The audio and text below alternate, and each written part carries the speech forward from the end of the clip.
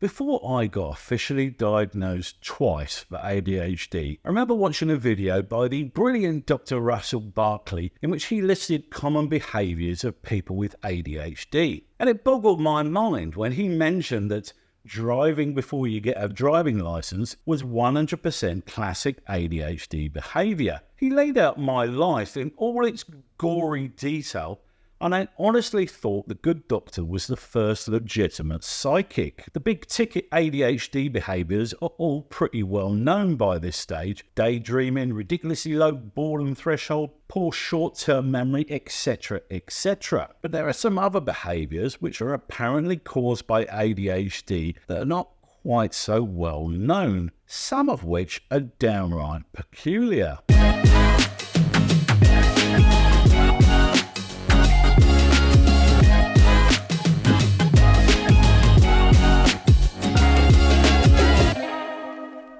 So I thought it'd be cool to list a few of the ones I've discovered, and it'd be cool to hear if any of these strike a chord with you guys. Remember, you're not weird, you're ADHD.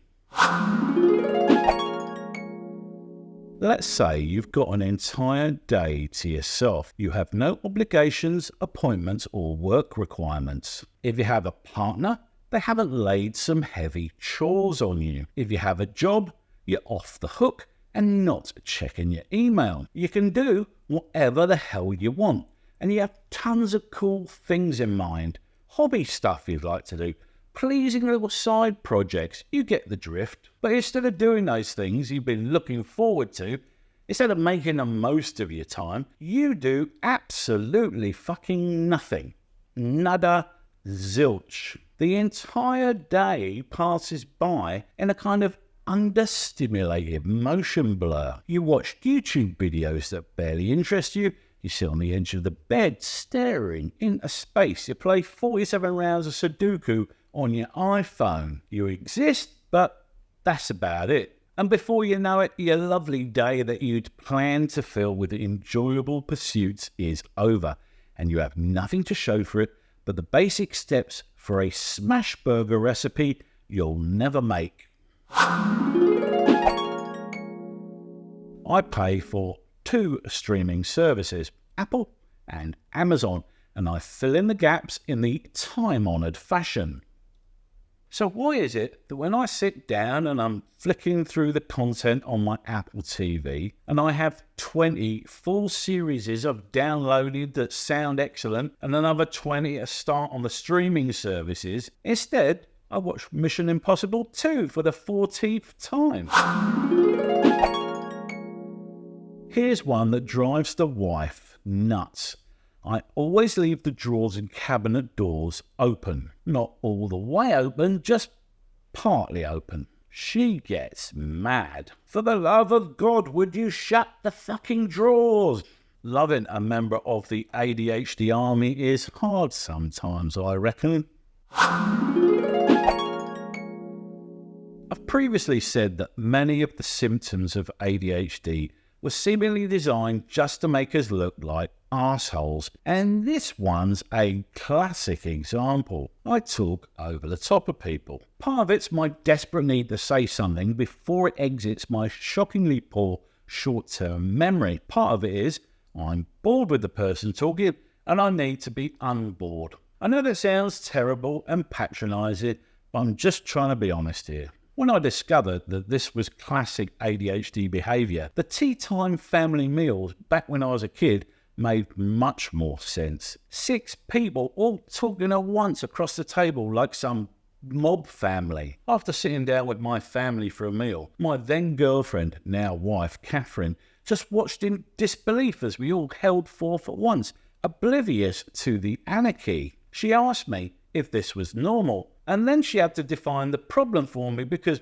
I was oblivious. I thought that was just the way it went. Who knew? I can drink coffee half an hour before bed and sleep like a baby. The wife can have a green tea 6 hours before bed and spend hours staring at the ceiling trying to nod off. Stimulants simply don't affect people with ADHD the way they do the normies.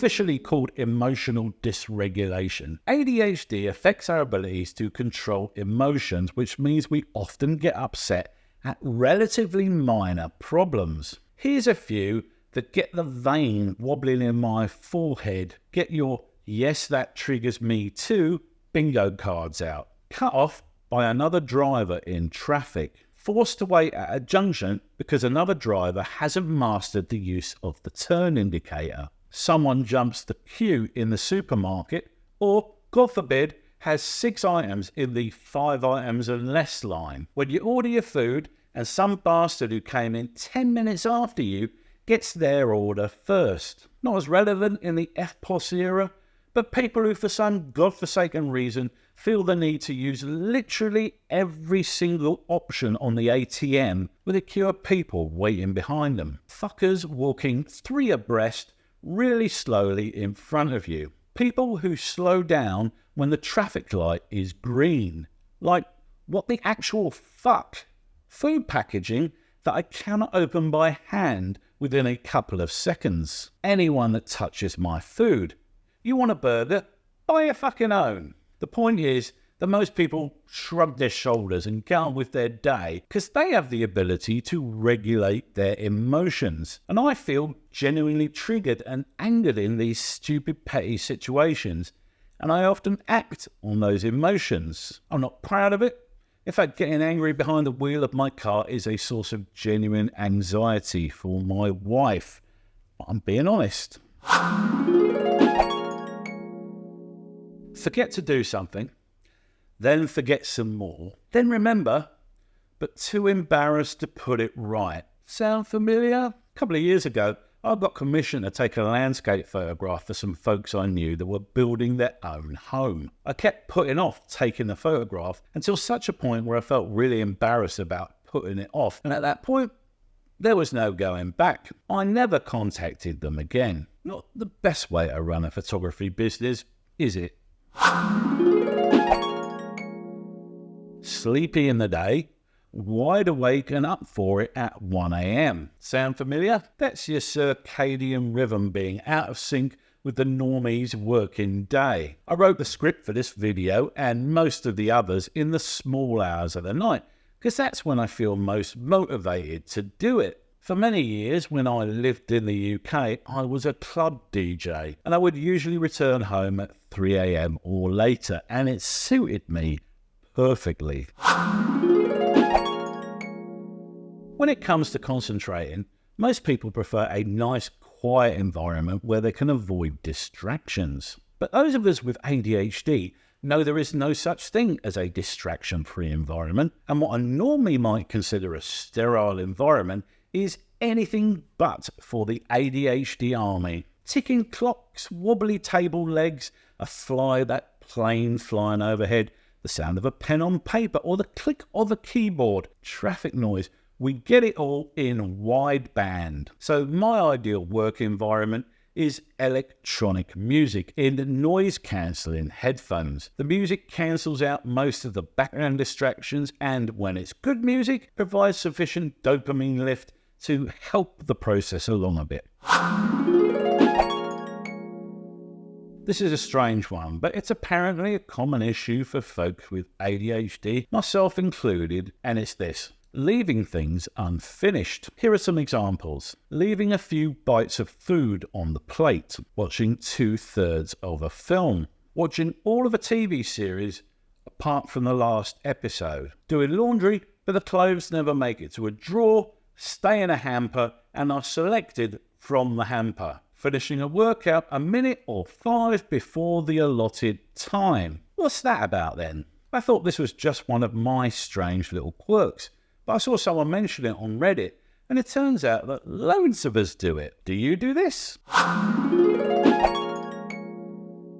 And that's 10 of the strange ADHD-related behaviours I've discovered so far. Are there any you've noticed that members of the ADHD army might also have? Let me know in the comments section below. Hope you enjoyed this blast of fresh content for the ADHD headquarters here in sunny Australia. Subscribe if you want.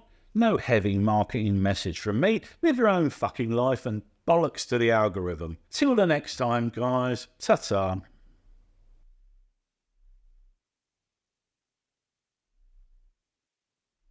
And you have nothing to show for it but the basic steps for a Louisiana. But the basic steps for a Louisiana. Can't say Louisiana. But the basic steps for a Louisiana. Can't fucking say it. Oh my God. Louisiana. You wrote the fucking script, you dickhead. But the basic steps for a smash burger recipe you'll never make.